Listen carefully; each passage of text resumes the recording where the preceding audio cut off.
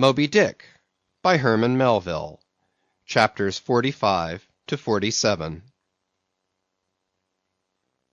Chapter 45. The Affidavit. So far as what there may be of a narrative in this book, and indeed as indirectly touching one or two very interesting and curious particulars in the habits of sperm whales, the foregoing chapter, in its earlier part, is as important a one as will be found in this volume.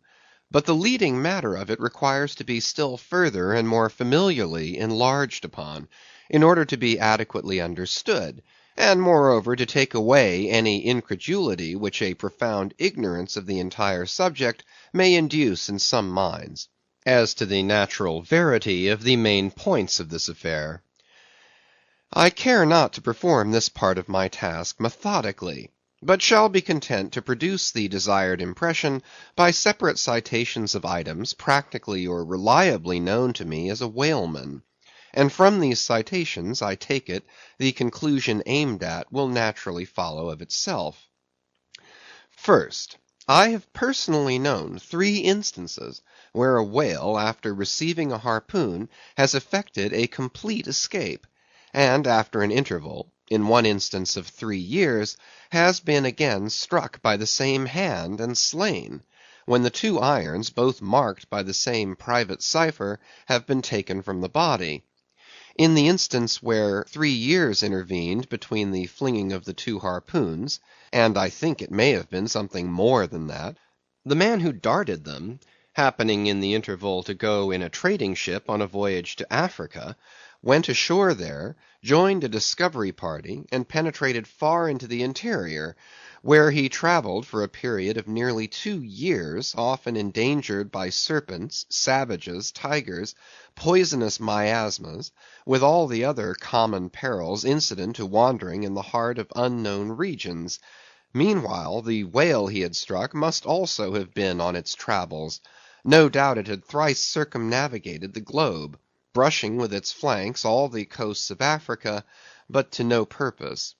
This man and this whale again came together, and the one vanquished the other. I say I myself have known 3 instances similar to this; that is, in 2 of them I saw the whales struck, and upon the second attack saw the 2 irons with the respective marks cut in them, afterwards taken from the dead fish. In the 3-year instance, it so fell out that I was in the boat both times, first and last, and the last time distinctly recognized a peculiar sort of huge mole under the whale's eye, which I had observed there 3 years previous. I say 3 years, but I am pretty sure it was more than that. Here are 3 instances, then, which I personally know the truth of, but I have heard of many other instances from persons whose veracity in the matter there is no good ground to impeach. Secondly, it is well known in the sperm whale fishery, however ignorant the world ashore may be of it, that there have been several memorable historical instances where a particular whale in the ocean has been at distant times and places popularly cognizable. Why such a whale became thus marked was not altogether and originally owing to his bodily peculiarities as distinguished from other whales; for however peculiar in that respect any chance whale may be, they soon put an end to his peculiarities by killing him, and boiling him down into a peculiarly valuable oil. No, the reason was this, that from the fatal experiences of the fishery there hung a terrible prestige of perilousness about such a whale, as there did about Rinaldo Rinaldini, insomuch that most fishermen were content to recognize him by merely touching their tarpaulins when he would be discovered, lounging by them on the sea, without seeking to cultivate a more intimate acquaintance. Like some poor devils ashore that happen to know an irascible great man, they make distant unobtrusive salutations to him in the street, lest if they pursued the acquaintance further, they might receive a summary thump for their presumption. But not only did each of these famous whales enjoy great individual celebrity, nay, you may call it an ocean-wide renown. Not only was he famous in life and now is immortal in the forecastle stories after death, but he was admitted into all the rights, privileges, and distinctions of a name; had as much a name, indeed, as Cambyses or Caesar. Was it not so, O Timor Tom, thou famed Leviathan, scarred like an iceberg, who so long didst lurk in the oriental straits of that name, whose spout was often seen from the palmy beach of Ombay? Was it not so, O New Zealand Jack, thou terror of all cruisers that cross their wakes in the vicinity of the Tattoo Land? Was it not so, O Morquan, King of Japan, whose lofty jet, they say, at times assumed the semblance of a snow-white cross against the sky? Was it not so, O Don Miguel, thou Chilean whale, marked like an old tortoise with mystic hieroglyphics upon the back? In plain prose, here are 4 whales as well known to the students of cetacean history as Marius or Sylla to the classic scholar. But this is not all. New Zealand Tom and Don Miguel, after at various times creating great havoc among the boats of different vessels, were finally gone in quest of, systematically hunted out, chased, and killed by valiant whaling captains, who heaved up their anchors with that express object as much in view, as in setting out through the Narragansett woods, Captain Butler of old had it in his mind to capture that notorious murderous savage, Anawan, the headmost warrior of the Indian king Philip. I do not know where I can find a better place than just here to make mention of 1 or 2 other things which seem to me important, as in printed form establishing in all respects the reasonableness of the whole story of the White Whale, more especially the catastrophe. For this is one of those disheartening instances where truth requires full as much bolstering as error. So ignorant are most landsmen of some of the plainest and most palpable wonders of the world, that without some hints touching the plain facts, historical and otherwise, of the fishery, they might scoff at Moby Dick as a monstrous fable, or still worse and more detestable, a hideous and intolerable allegory. First, though most men have some vague flitting ideas of the general perils of the grand fishery, yet they have nothing like a fixed vivid conception of those perils, and the frequency with which they recur. One reason, perhaps, is that not 1 in 50 of the actual disasters and deaths by casualties in the fishery ever finds a public record at home, however transient and immediately forgotten that record. Do you suppose that that poor fellow there, who this moment perhaps caught by the whale line off the coast of New Guinea, is being carried to the bottom of the sea by the sounding Leviathan, do you suppose that that poor fellow's name will appear in the newspaper obituary you will read to-morrow at your breakfast? No, because the mails are very irregular between here and New Guinea. In fact, did you ever hear what might be called regular news, direct or indirect from New Guinea? Yet I tell you that upon one particular voyage which I made to the Pacific, among many others, we spoke 30 different ships, every one of which had a death by a whale, some of them more than one, and 3 that had each lost a boat's crew. For God's sake, be economical with your lamps and candles.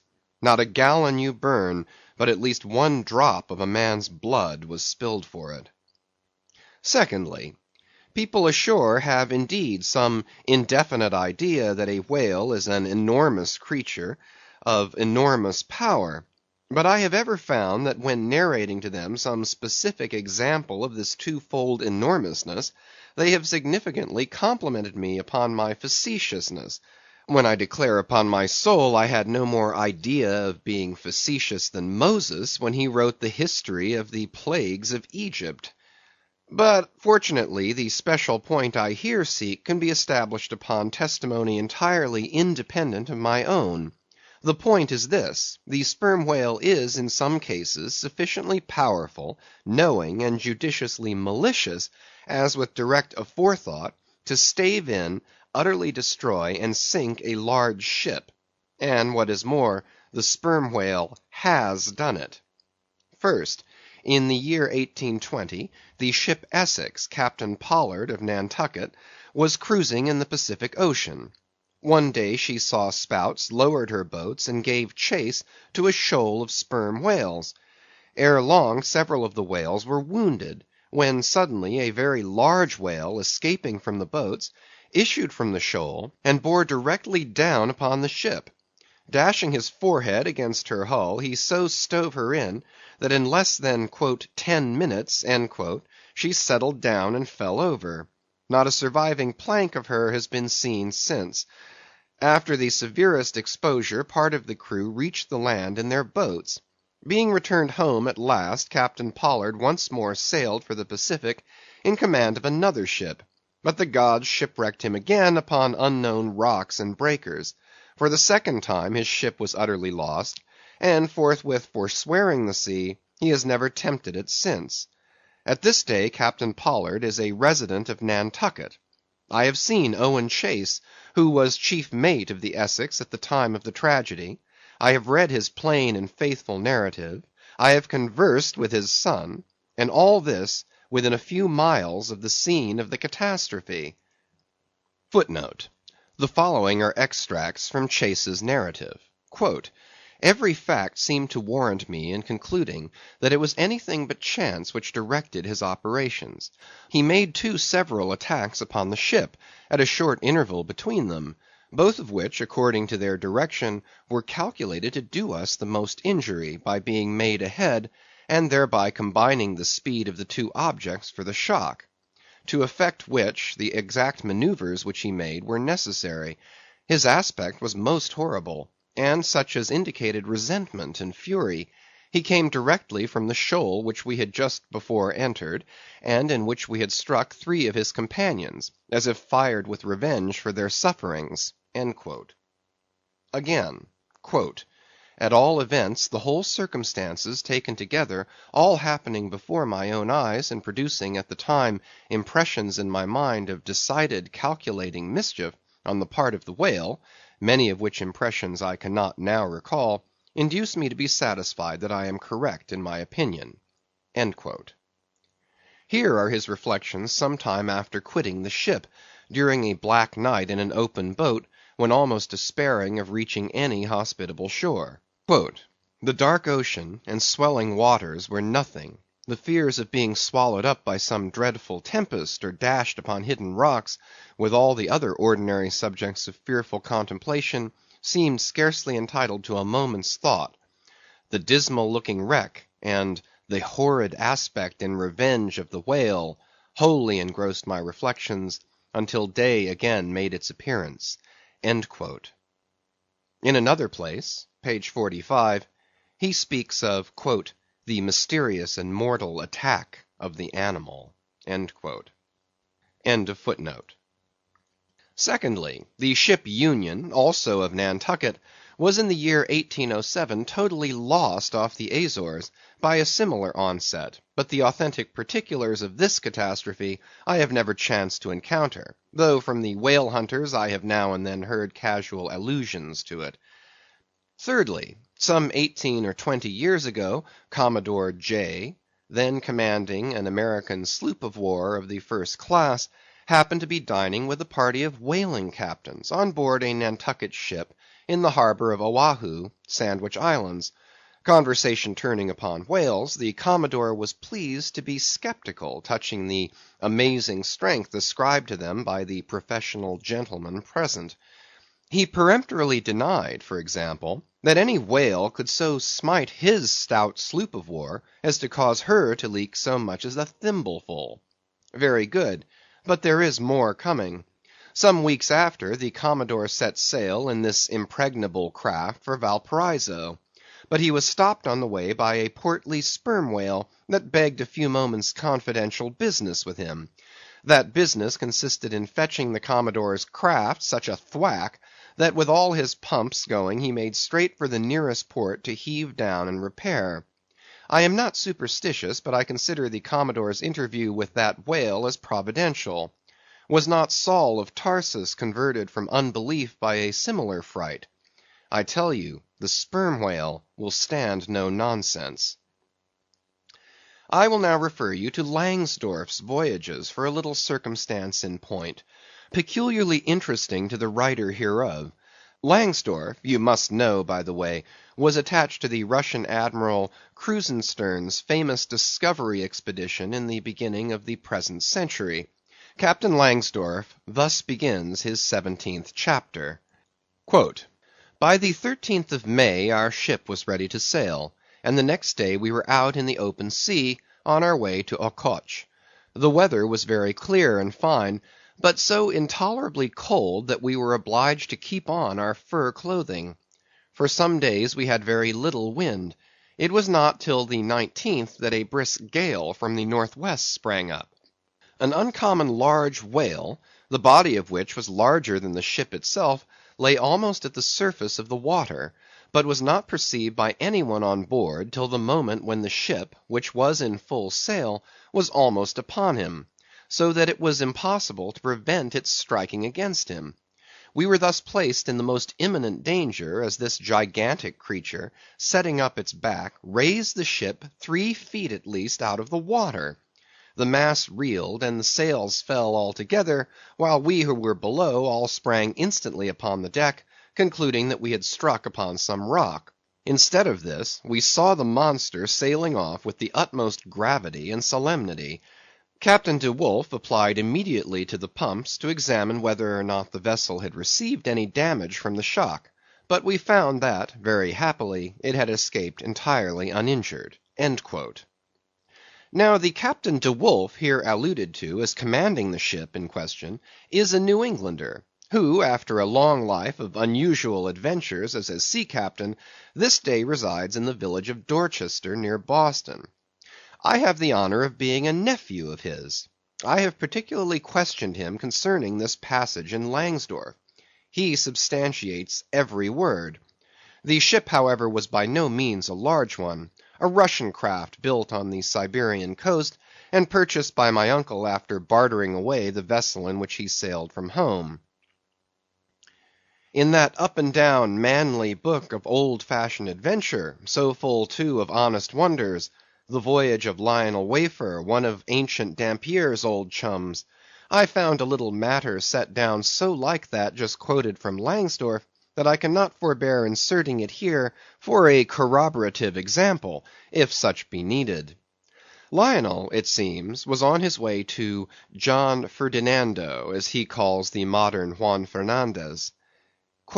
In our way thither, he says, about 4 o'clock in the morning, when we were about 150 leagues from the main of America, our ship felt a terrible shock, which put our men in such consternation that they could hardly tell where they were or what to think, but every one began to prepare for death; and indeed the shock was so sudden and violent that we took it for granted the ship had struck against a rock; but when the amazement was a little over, we cast the lead and sounded, but found no ground. The suddenness of the shock made the guns leap in their carriages, and several of the men were shaken out of their hammocks. Captain Davis, who lay with his head on a gun, was thrown out of his cabin." Lionel then goes on to impute the shock to an earthquake, and seems to substantiate the imputation by stating that a great earthquake somewhere about that time did actually do great mischief along the Spanish land. But I should not much wonder if, in the darkness of that early hour of the morning, the shock was after all caused by an unseen whale vertically bumping the hull from beneath. I might proceed with several more examples, one way or another known to me, of the great power and malice at times of the sperm whale. In more than one instance he has been known not only to chase the assailing boats back to their ships, but to pursue the ship itself, and long withstand all the lances hurled at him from its decks. The English ship Pusey Hall can tell a story on that head; and as for his strength, let me say that there have been examples where the lines attached to a running sperm whale have, in a calm, been transferred to the ship and secured there, the whale towing her great hull through the water, as a horse walks off with a cart. Again, it is very often observed that if the sperm whale, once struck, is allowed time to rally, then he acts not so often with blind rage as with willful, deliberate designs of destruction to his pursuers. Nor is it without conveying some eloquent indication of his character, that upon being attacked he will frequently open his mouth and retain it in that dread expansion for several consecutive minutes. But I must be content with only one more and a concluding illustration, a remarkable and most significant one, by which you will not fail to see that not only is the most marvelous event in this book corroborated by plain facts of the present day, but that these marvels, like all marvels, are mere repetitions of the ages, so that for the millionth time we say Amen with Solomon, verily there is nothing new under the sun. In the 6th Christian century lived Procopius, a Christian magistrate of Constantinople, in the days when Justinian was emperor and Belisarius general. As many know, he wrote the history of his own times, a work every way of uncommon value. By the best authorities he has always been considered a most trustworthy and unexaggerating historian, except in some one or two particulars not at all affecting the matter presently to be mentioned. Now in this history of his, Procopius mentions that during the term of his prefecture at Constantinople, a great sea monster was captured in the neighboring Propontis, or Sea of Marmora, after having destroyed vessels at intervals in those waters for a period of more than 50 years. A fact thus set down in substantial history cannot easily be gainsaid, nor is there any reason that it should be. Of what precise species this sea monster was is not mentioned, but as he destroyed ships, as well as for other reasons, he must have been a whale, and I am strongly inclined to think a sperm whale. And I will tell you why. For a long time I fancied that the sperm whale had been always unknown in the Mediterranean and the deep waters connecting with it. Even now I am certain that those seas are not, and perhaps never can be, in the present constitution of things, a place for his habitual gregarious resort. But further investigations have recently proved to me that in modern times there have been isolated instances of the presence of the sperm whale in the Mediterranean. I am told on good authority that on the Barbary coast a Commodore Davis of the British Navy found the skeleton of a sperm whale. Now, as a vessel of war readily passes through the Dardanelles, hence a sperm whale could, by the same route, pass out of the Mediterranean into the Propontis. In the Propontis, as far as I can learn, none of that peculiar substance called brit is to be found, the element of the right whale. But I have every reason to believe that the food of the sperm whale, squid or cuttlefish, lurks at the bottom of that sea, because large creatures, but by no means the largest of that sort, have been found at its surface. If then you properly put these statements together, and reason upon them a bit, you will clearly perceive that according to all human reasoning, Procopius's sea monster, that for half a century stove the ships of a Roman emperor, must in all probability have been a sperm whale. Chapter 46. Surmises. Though consumed with the hot fire of his purpose, Ahab in all his thoughts and actions ever had in view the ultimate capture of Moby Dick; though he seemed ready to sacrifice all mortal interest to that one passion, nevertheless it may have been that he was by nature and long habituation far too wedded to the fiery whaleman's ways altogether to abandon the collateral prosecution of the voyage. Or at least, if this were otherwise, there were not wanting other motives much more influential with him. It would be refining too much perhaps, even considering his monomania, to hint that his vindictiveness toward the white whale might have possibly extended itself in some degree to all sperm whales, and that the more monsters he slew by so much the more he multiplied the chances that each subsequently encountered whale would prove to be the hated one he hunted. But if such an hypothesis be indeed exceptionable, there were still additional considerations which, though not so strictly according to the wildness of his ruling passion, yet were by no means incapable of swaying him. To accomplish his object, Ahab must use tools. and of all tools used in the shadow of the moon, men are the most apt to get out of order. He knew, for example, that however magnetic his ascendancy in some respects was over Starbuck, yet that ascendancy did not cover the complete spiritual man any more than mere corporeal superiority involves intellectual mastership. For to the purely spiritual, the intellectual but stand in a sort of corporeal relation. Starbuck's body and Starbuck's coerced will were Ahab's, so long as Ahab kept his magnet at Starbuck's brain. Still he knew that for all this the chief mate in his soul abhorred his captain's quest, and could he, would joyfully disintegrate himself from it, or even frustrate it.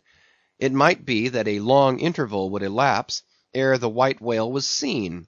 During that long interval, Starbuck would ever be apt to fall into open relapses of rebellion against his captain's leadership, unless some ordinary, prudential, circumstantial influences were brought to bear upon him.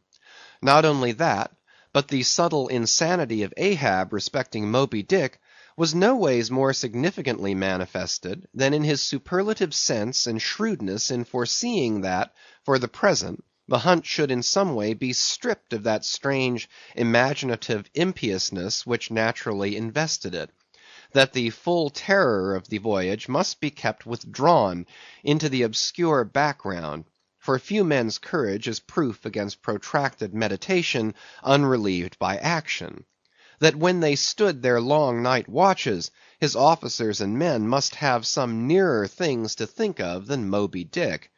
For however eagerly and impetuously the savage crew had hailed the announcement of his quest, yet all sailors of all sorts are more or less capricious and unreliable.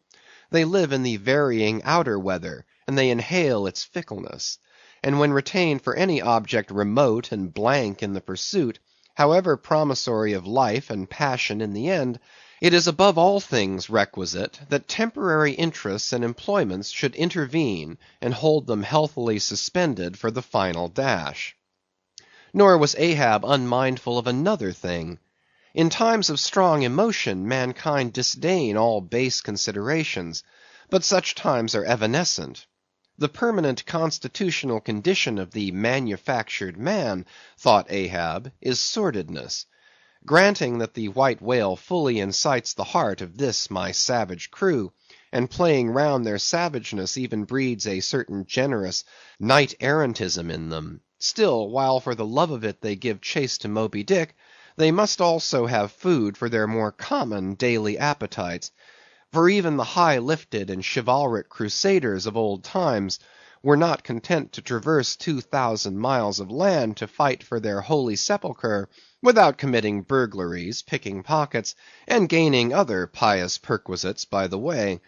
Had they been strictly held to their one final and romantic object, that final and romantic object too many would have turned from in disgust. I will not strip these men, thought Ahab, of all hopes of cash. Aye, cash.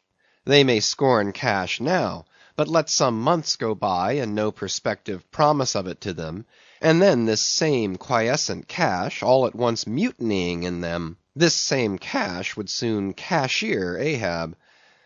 Nor was there wanting still another precautionary motive, more related to Ahab personally.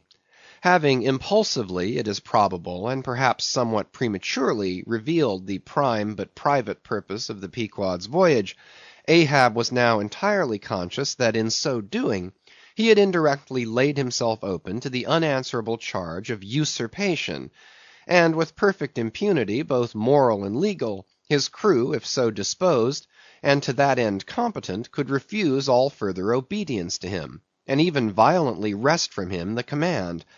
From even the barely hinted imputation of usurpation, and the possible consequences of such a suppressed impression gaining ground, Ahab must of course have been most anxious to protect himself. That protection could only consist in his own predominating brain and heart and hand, backed by a heedful, closely calculating attention to every minute atmospheric influence which it was possible for his crew to be subjected to.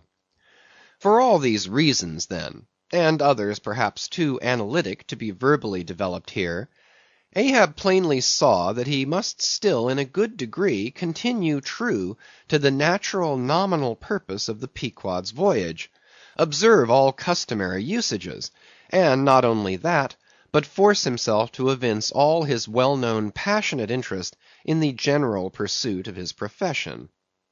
Be all this as it may, his voice was now often heard hailing the three mastheads, and admonishing them to keep a bright lookout, and not omit reporting even a porpoise. This vigilance was not long without reward. Chapter 47. The Matchmaker. It was a cloudy, sultry afternoon. The seamen were lazily lounging about the decks, or vacantly gazing over into the lead-colored waters. Queequeg and I were mildly employed weaving what is called a sword mat, for an additional lashing to our boat. So still and subdued, and somehow preluding was all the scene, and such an incantation of reverie lurked in the air, that each silent sailor seemed resolved into his own invisible self. I was the attendant or page of Queequeg while busy at the mat. As I kept passing and repassing the filling or woof of marline between the long yarns of the warp, using my own hand for the shuttle, and as Queequeg, standing sideways, ever and anon slid his heavy oaken sword between the threads, and idly looking off upon the water, carelessly and unthinkingly drove home every yarn, I say so strange a dreaminess did there then reign all over the ship, and all over the sea, only broken by the intermitting dull sound of the sword, that it seemed as if this were the loom of time, and I myself were a shuttle mechanically weaving and weaving away at the fates. There lay the fixed threads of the warp, subject to but one single, ever-returning, unchanging vibration, and that vibration merely enough to admit of the crosswise interblending of other threads with its own. This warp seemed necessity, and here, thought I, with my own hand, I ply my own shuttle, and weave my own destiny into these unalterable threads. Meantime Queequeg's impulsive, indifferent sword, sometimes hitting the woof slantingly, or crookedly, or strongly, or weakly, as the case might be, and by this difference in the concluding blow producing a corresponding contrast in the final aspect of the completed fabric, this savage's sword, thought I, which thus finally shapes and fashions both warp and woof, this easy, indifferent sword must be chance. Aye, chance, free will, and necessity, nowise incompatible, all interweavingly working together. The straight warp of necessity, not to be swerved from its ultimate course, its every alternating vibration, indeed, only tending to that. Free will still free to ply her shuttle between given threads, and chance, though restrained in its play, within the right lines of necessity, and sideways in its motion directed by free will, though thus prescribed to by both, chance by turns rules either, and has the last featuring blow at events.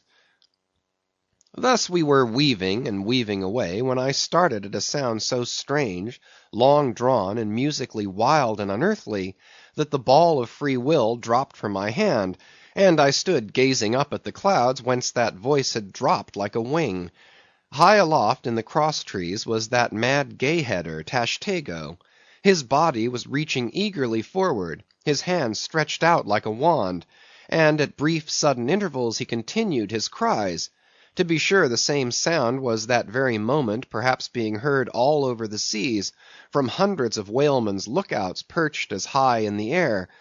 But from few of those lungs could that accustomed old cry have derived such a marvellous cadence as from Tashtego the Indian's. As he stood hovering over you, half suspended in air, so wildly and eagerly peering towards the horizon, you would have thought him some prophet or seer beholding the shadows of fate, and by those wild cries announcing their coming. "There she blows! There! There! There! She blows! She blows!" "Where away?" "On the lee beam, about 2 miles off. A school of them!" Instantly all was commotion.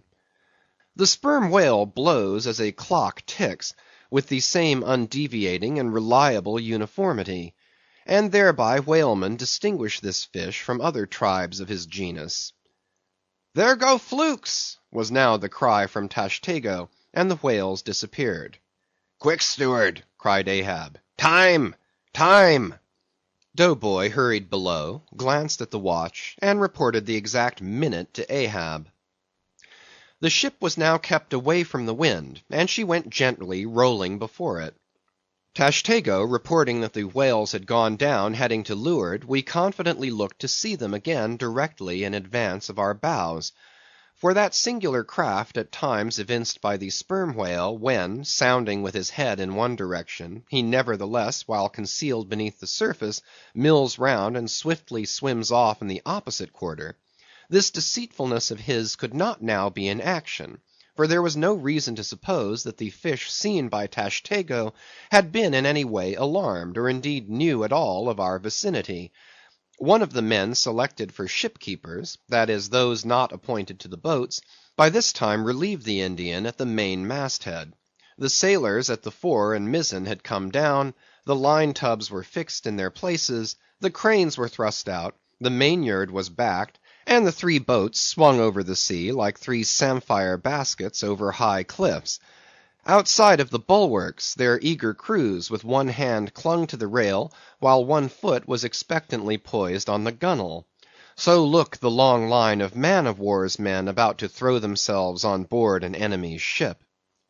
But at this critical instant, a sudden exclamation was heard, that took every eye from the whale.